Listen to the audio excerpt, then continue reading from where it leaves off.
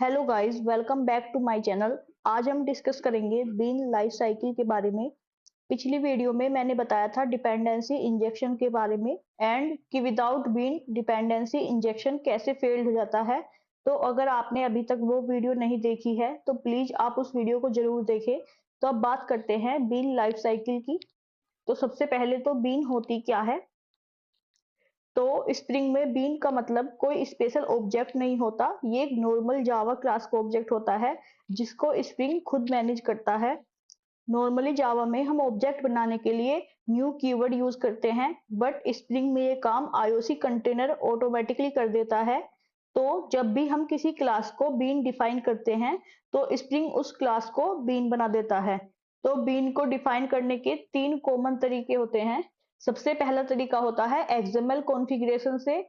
जैसे यहाँ XML file में स्प्रिंग को बताया गया है कि इंजन एंड कार का बीन क्रिएट करो।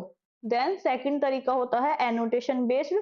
यहाँ जैसे यहाँ पर कंपोनेंट एनोटेशन यूज की है तो स्प्रिंग को पता चल जाता है कि ये एक बीन क्लास है। देन थर्ड तरीका होता है जावा कॉन्फ़िगरेशन के थ्रू बीन यूज करके। इन तीनों मेथड में से सबसे ज्यादा सेकंड वाला यूज होता है।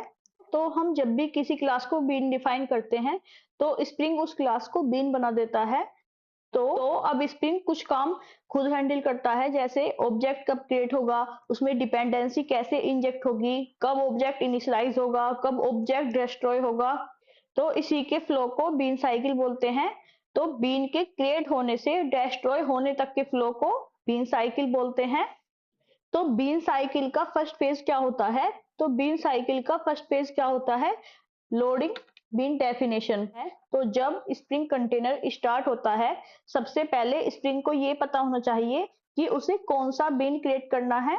और स्प्रिंग को ये इंफॉर्मेशन कहाँ से मिलती है, एक्सएमएल फाइल से या जावा कॉन्फ़िगरेशन से या एनोटेशन से। तो स्प्रिंग कंटेनर स्टार्ट होते ही बीन डेफिनेशन लोड होती है।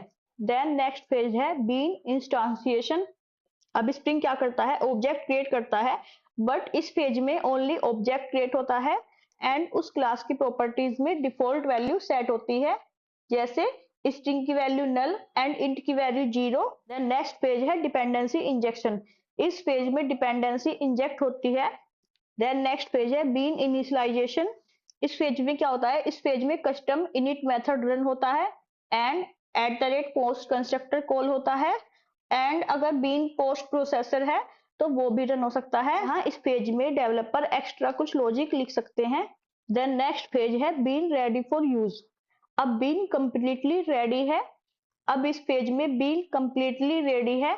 तो अब हम एप्लीकेशन में application context dot get bean use करके बीन यूज कर सकते हैं। Then next and last page है बीन डिस्ट्रक्शन। इस पेज में एप्लीकेशन क्लोज होती है। तो स्प्रिंग डेस्ट्रॉय फेज में रिसोर्स को रिलीज करता है, डीबी कनेक्शन क्लोज करता है एंड मेमोरी को क्लीन करता है। अब इस बीन लाइफ साइकिल को एक एग्जांपल से समझते हैं। जैसे यहाँ पर एक क्लास है इंजन, देन एक क्लास है कार। तो कार को इंजन की डिपेंडेंसी चाहिए, तो इसमें कंस्ट्रक्टर इंजेक्शन के थ्रू डिपेंडेंसी प्रोवाइड की हुई है। देन इसमें एक इनिशियलाइजेशन मेथड है, एक डेस्ट्रॉय मेथड है एंड एक ड्राइव मेथड है। तो जब एप्लीकेशन स्टार्ट होगी तब कंपोनेंट स्कैन होगा, तो स्प्रिंग को पता चल जाएगा कि मुझे कार और इंजन बीन बनानी है। देन स्प्रिंग सबसे पहले इंजन की बीन बनाएगा। तो कंसोल में सबसे पहले क्या प्रिंट होगा, engine dependency injected. Then car की बीन बनाएगा, उसमें डिपेंडेंसी इंजेक्ट करेगा तो आउटपुट आएगा constructor called bean created. Constructor called bean created. अब स्प्रिंग चेक करेगा कि पोस्ट कंस्ट्रक्ट मेथड है, तो ये मेथड रन हो जाएगा, कंसोल पर प्रिंट हो जाएगा बीन इनिशियलाइजेशन लॉजिक। अब बीन फुल्ली रेडी है तो अब रन होगा कार ड्राइव मेथड। तो आउटपुट क्या होगा, bean is ready and working. Bean is ready and working. अब जब स्प्रिंग कंटेनर क्लोज होगा तब ये डेस्ट्रॉय मेथड कॉल होगा एंड कंसोल में आ जाएगा output bean destroyed. So thank you for watching my video. So मिलते हैं नेक्स्ट वीडियो में।